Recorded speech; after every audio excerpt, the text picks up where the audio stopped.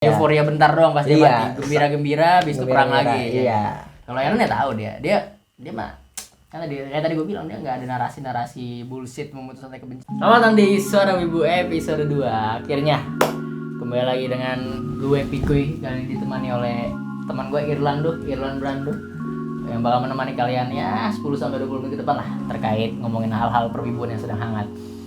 Akhirnya out tamat. Attack on Titan tamat setelah 11 tahun berlayar mengarungi dunia yang sangat keji ini. Hajime Sayama telah mencapai titik di mana dia telah puas dan menamatkan serialisasinya di chapter 139. Menarik ya? Menarik, sangat Terima kasih Hajime Sayama sebelum kita membicarakan Haji ini lebih jauh. Yang menarik adalah sebenarnya perdebatan terkait bagaimana akhirnya Eren Yeager ternyata tujuannya akhirnya terlihat. Hilalnya sudah terbentuk lah saat tamat. Kan kalau misalnya kita lihat beberapa hari sebelumnya Anda kan menulis tulisan tuh terkait komparasi antara Eren dengan Lelouch ya.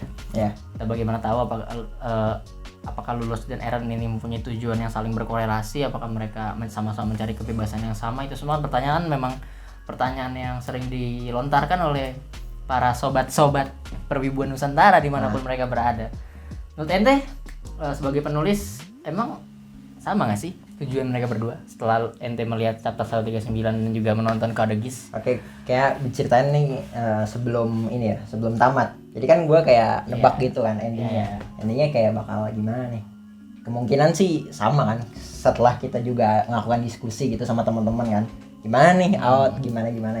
Terus gitu. Kayaknya karena gue punya pengalaman nonton Code Geass juga kan.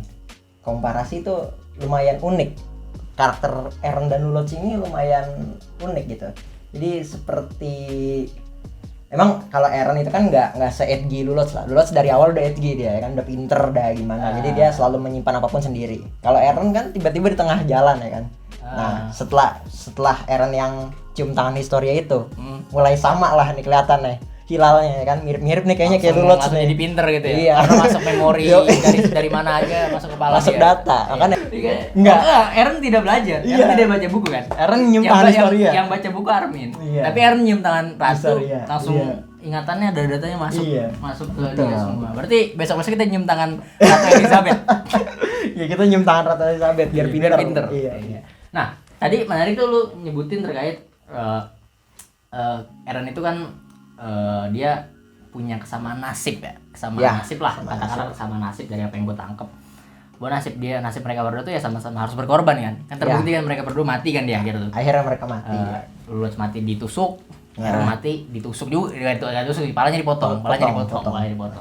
Sama pedang lah. Sama pedang lah ya, sama pedang. Matinya sama sama-sama dipancung lah ya. Nah, kalau menurut lu sendiri nih terkait bagaimana tujuannya? Emang sama tujuannya gitu kan? Lelouch kan pasti punya tujuan lain lah. Dia mungkin yang awalnya melihat negara Jepang ya yang dikolonialisasikan oleh asal negaranya sendiri yaitu kerajaan British. Sedangkan Eren yang awalnya diserang oleh Titan, yang awal musuhnya dikiranya adalah Titan, tapi lama-kelamaan ternyata musuhnya adalah sebuah entitas negara gitu.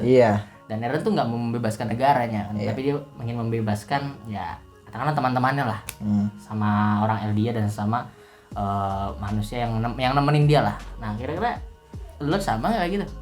Kalau Lelouch sih backgroundnya kita lihat dulu ya. Kalau Lelouch kan backgroundnya dia anak pangeran yang dibuang ya kan ke Jepang. Akhirnya karena pas dibuang ke Jepang, negara asalnya Britania nyerang Jepang, mengkolonialisasi Jepang ya kan. Saat dia lagi di situ, makanya dia punya dendam di situ. Nih bapak gua ngebuang gua ke Jepang, terus Jepangnya dia aja. Gua anak siapa sih sebenarnya? Bapak gua nganggap gua nggak sih kayak gitu. Jadi dia punya dendam dari situ.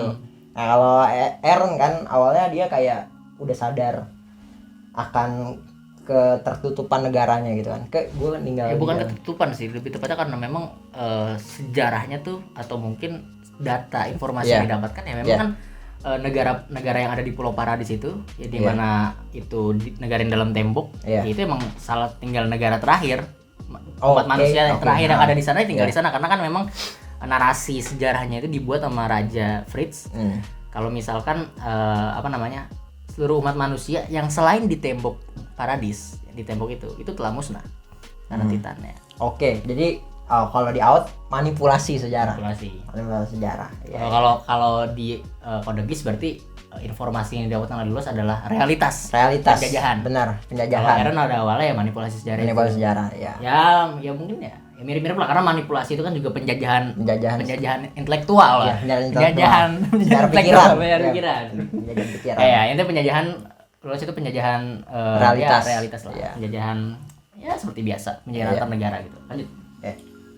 Jadi tadi balik lagi ke latar belakangnya mereka. Jadi uniknya juga di sini Lulus sama Eren punya kesamaan latar belakang, yaitu ibunya mati di depan matanya dia. Sama-sama itu, ibunya mereka berdua mati di depan mata dia. Nah, itu yang jadi salah satu trigger untuk dia konsisten pada idealis yang pertama nih, idealis awal. Kalau Lulus pengen ngeberdekain Jepang dari Britania, kalau Eren pengen ngebunuh semua Titan. Ya, intinya sih Eren membunuh Titan untuk demi kebebasan manusia kan, sebenarnya. Dan Lulus juga demi kebebasan manusia juga. Intinya sama-sama baik lah untuk demi kebebasan manusia gitu. Lebih manusia yang lebih bebas, lebih manusia yang lebih free, yang lebih setara gitu. Kalau punya keadilan gitu. Punya keadilan, ya. Nah, tapi pada akhirnya mereka kan nggak sesuai dengan idealismenya kan. Iya. Kita lihat lah Eren yang akhirnya setelah mengetahui sejarah asli, sejarah yang benar-benar dia dapatkan dari informasi yang ditinggalin oleh ayahnya gitu ya, bahwa ternyata negara paradis itu bukanlah satu-satunya negara yang ada di dunia ini, dan sebenarnya adalah Titan itu sebenarnya adalah hasil buatan manusia sendiri yang ternyata mempunyai dendam sama negara yang ada di paradis gitu. Jadi mereka mengirimkan Titannya, dan ternyata faktanya bukan diserang oleh Titan, tapi diserang oleh manusia gitu. Diserang oleh sebuah negara. Ini jadi sebuah hal yang ngedrive Eren yang awalnya dia pengen ngebasmi seluruh Titan, menjadi pengen ngebasmi manusia. Benar. Gimana kira-kira kalau Lulus ada terkait terkait apa ya? Gue nyebutnya mungkin lebih ke arah dia mulai sadar lah, kesadarannya. Apa dia mulai kesadaran? Kalau model Lulus itu kesadarannya beda. Jadi kan kalau Eren itu musuhnya eksplisit ya. Implisit deh. Jadi nggak kelihatan terlalu jelas, tadinya belum manusia kan, masih Titan. Kalau Lulus itu jelas musuhnya Britania, orang. Jadi sama dua kekaisaran yang berbeda, Jepang dan Britania. Itu jelas ya musuhnya. Tapi ada kesadaran di mana saat Lulus bikin sekte ketiga. Ini unik nih. Jadi Lulus itu setelah pertama itu dia berjuang untuk mencoba memerdekakan Jepang dari Britania. Tapi di tengah perjalanan mereka ngeliat kok orang Jepang juga rada-rada bangsat gitu. Ya tiba-tiba suka ya nggak lihat orang juga, main serang aja. Ya mungkin di dalam perang situasi gitu ya. Jadi nggak lihat orang baik mana, orang jahat mana. Jadi salah satu temannya Lulus juga ada yang pernah diculik sama tentara Jepang gitu. Nah jadi akhirnya di situ Lulus mendeklarasikan gitu, namanya Kuroko Kishida. Jadi kesatria hitam. Dia bikin sekte ketiga. Jadi tidak termasuk, nggak ngedukung Britania, nggak dukung Jepang, dia bikin sekte sendiri coy. Edgy, emang dari anak bocah edgy dari awal. Bikin poros revolusi lah ya. Poros revolusi sendiri. Nah dari situ lah mungkin. Nah dia berjuang, akhirnya dia menggunakan narasi-narasi keadilan. Jadi nggak mandang ras, nggak mandang bulu. Lulus tuh Kuroko Kishida ini menjunjung keadilan, terus kesetaraan, dan mendukung orang-orang yang lemah. Tadinya gitu kan. Tapi Lulus itu awalnya nggak sadar kalau sebenarnya saat dia memberantas orang-orang yang misalkan kan dia memberantas juga orang korupsi gitu. Jadi langsung Pak, tuh lu masuk perusahaannya dia tembak-tembakin tuh ke perusahaan ilegal gitu, dimati-matiin gitu.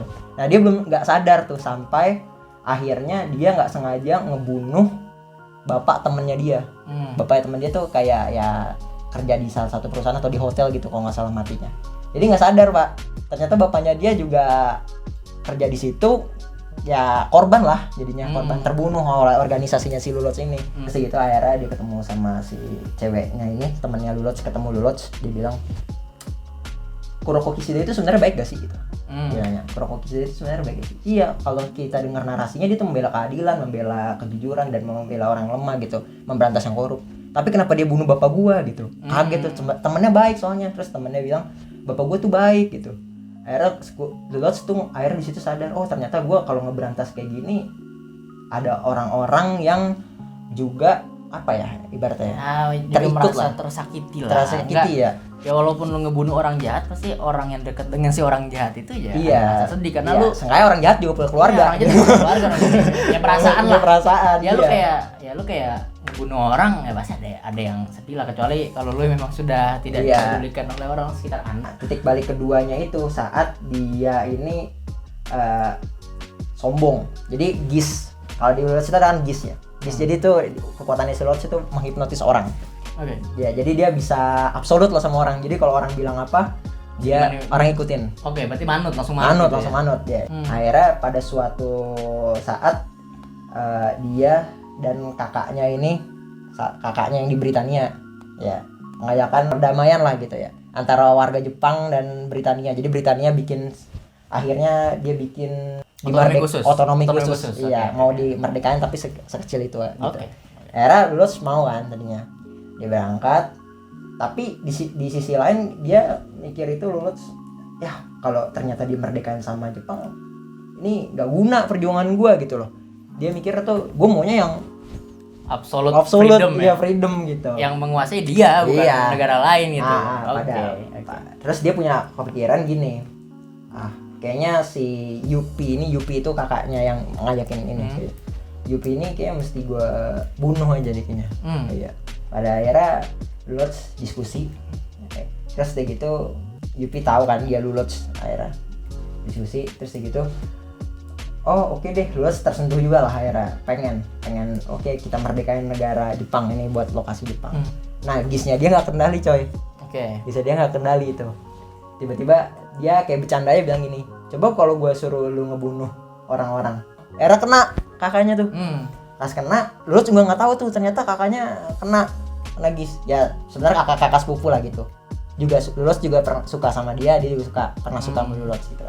Terus gitu akhirnya ngebunuh tuh kakaknya tuh, ngebunuh orang Jepang. Gila lagi, lu bayangin aja orang Jepang diundang ke konversi pers itu buat apa namanya open lokasi lah ya, pembukaan lokasi, seremoni. Totonya cuma buat dibantai gitu. Genosida. Sama kayak Eren Eren tapi nggak gini. Ya tapi emang nggak dibuatnya bukan sama Eren ya. Iya. Kayak sebuah apa ya?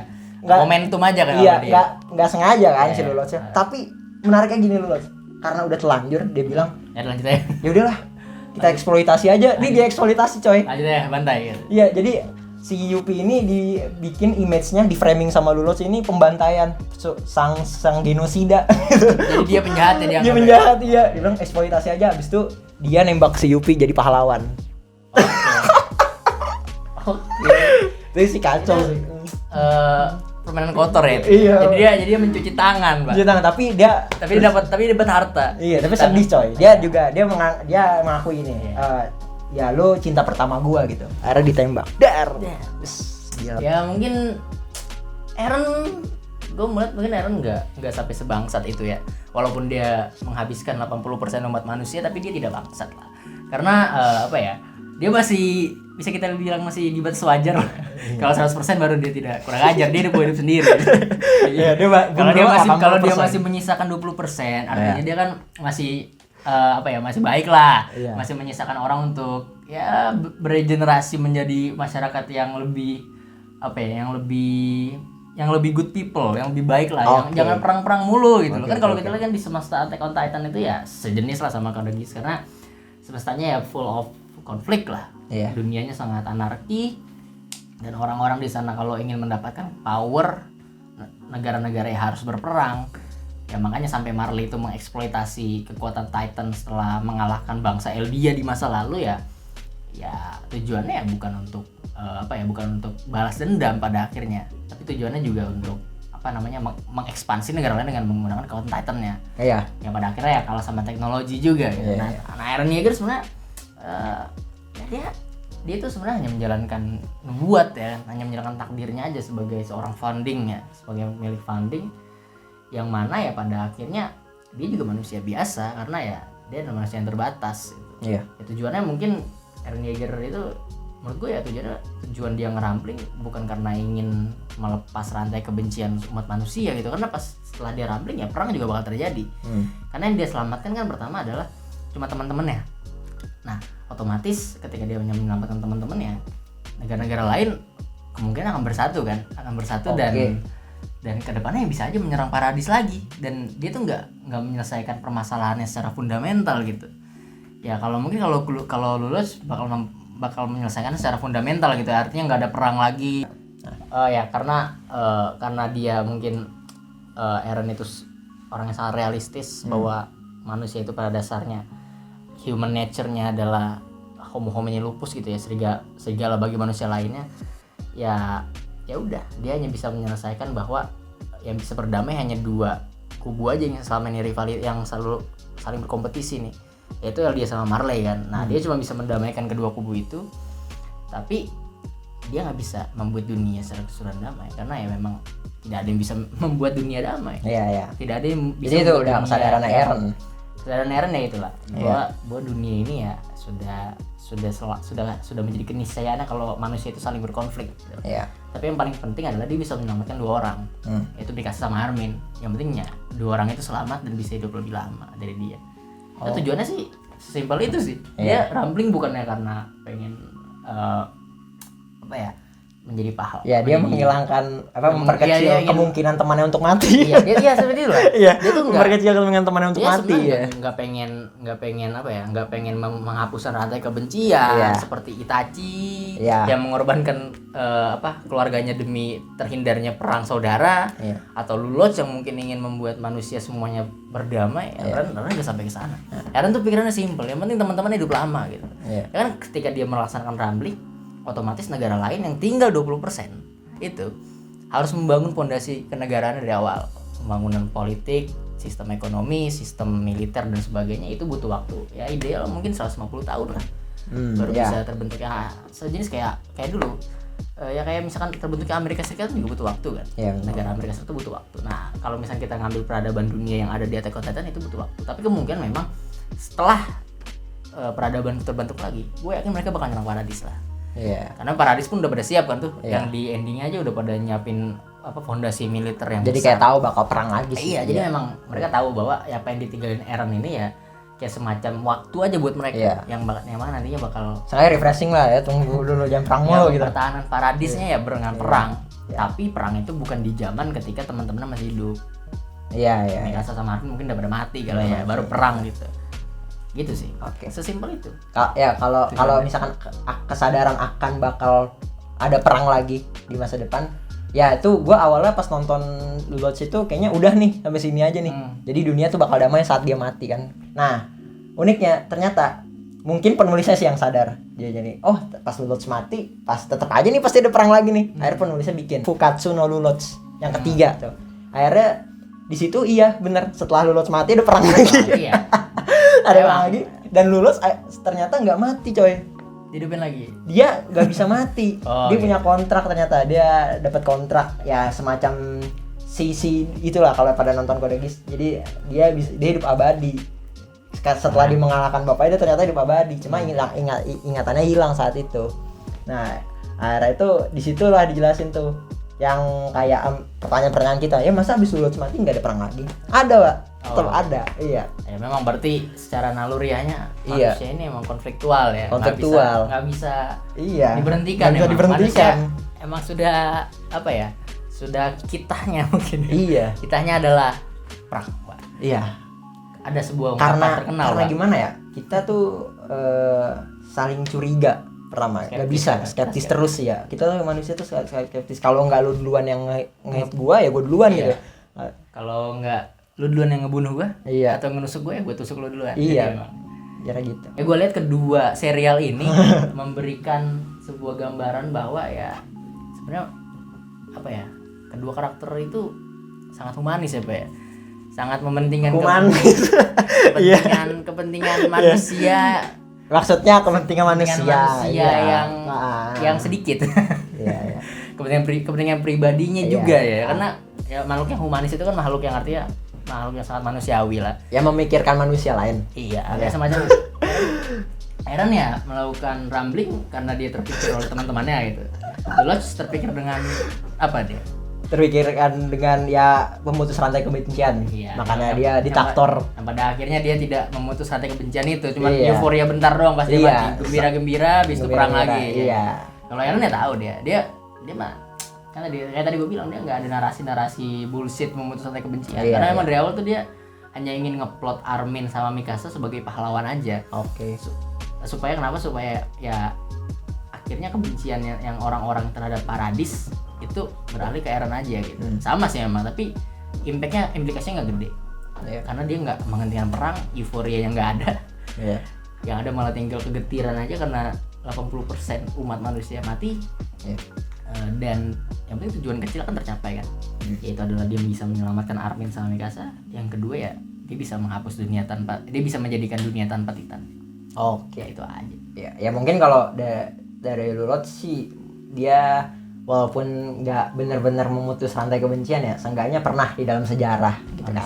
Manusia bersatu gitu. Melawan Lulot gitu. Jadi buat mungkin generasi-generasi selanjutnya gitu pelajaran, manusia tuh walaupun kita sekarang perang lagi, tapi dulu pernah loh bersatu semua sebumi tuh buat lawan si Lulot. Kalau Eren ini paradoksnya, Pak. Paradoksnya. Setelah Eren mati, dunia bersatu buat menghancurkan Paradis. Jadi Paradis dihancurkan sama umat manusia nanti ke depan. Karena umat manusia bakal beraliansi semuanya dan bakal perang terjadi lagi. Kita akan menunggu lagi, mungkin Bung Haji Meisai ingin melanjutkan serialnya. Attack on Human sekarang ya. Karena bukan Titan lagi yang nyerang, Pak. Tapi manusia saling berperang mengakhiri rantai konflik yang akan terjadi di masa depan. Silakan berpendapat di kolom komentar kalau misalnya kalian percaya apakah Lulot emang mirip tujuan dengan Eren, atau Eren yang ngikutin Lulot aja ini sosok edgy, atau mungkin Eren punya tujuan lain. Kalian kalau punya pandangan silakan berkomentar, kita sangat terbuka sekali. Jangan lupa follow Instagram kita di PN Media ID dan lupa subscribe juga. Terima kasih, sampai jumpa di episode Suara Wibu berikutnya.